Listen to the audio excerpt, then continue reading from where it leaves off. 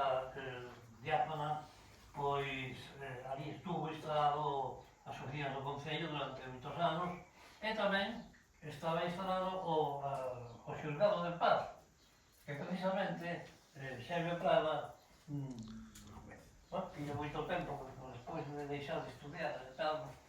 pois non por que lle fixera falta, ni porque o sordo de juzgado de paz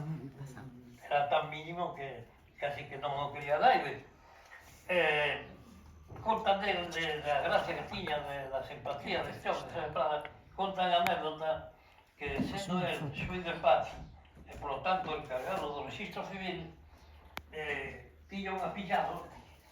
que os pais querían que se lle puxera José de nombre, pero él, que era o encargado do registro, pois ocurríselle, sin consultar con Deus, ni Podemos, ni cos pais do neno, ocurríselle poñer no asentamento do libro registro de nacementos pois o nome de Pepe.